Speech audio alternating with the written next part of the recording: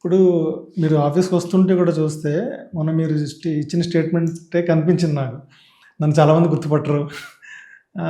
అంటే ఎంత లేదన్నా స్క్రీన్ పైన ఒక హీరోగా చేస్తున్న ఒక పర్సను, మన ఇంట్లో మామూలు మనిషి అయ్యుండొచ్చు.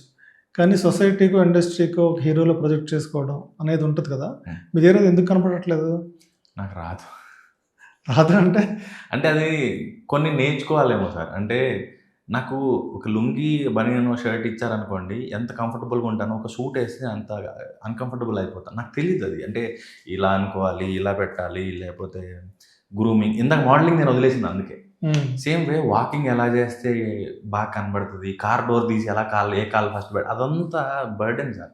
అందుకని ముందు నాకేది కంఫర్టబులో అలా ఉంటాను. నాకు గుర్తుపట్టలేదని నాకు బాధ లేదు. నేను చికెన్ సెంటర్‌కెళ్ళి చికెన్ తెచ్చుకుంటాను, రామ్‌నగర్ ఎళ్ళి చేపలు తెచ్చుకుంటాను. నాకు కంఫర్టబుల్. కాకపోతే నేను నవ్వుతూ చెప్పాను. వాళ్ళు బ్యాక్‌గ్రౌండ్ మ్యూజిక్ అలా ఏసి దాన్ని సాడ్‌గా మార్చారంతే. అది ఒక విధంగా కంఫర్టబులే కాదనట్లేదు. ఎందుకంటే చాలా మందికి అదే లగ్జరీ. ఆ లగ్జరీ చాలా మందికి ఉండదు. హీరోలుగా చేస్తున్న వాళ్ళకి, పెద్ద క్యారెక్టర్ ఆర్టిస్టులకైనా సరే, ఎందుకంటే ఎక్కడికెళ్ళినా ఫోటోలు అడుగుతుంటారు.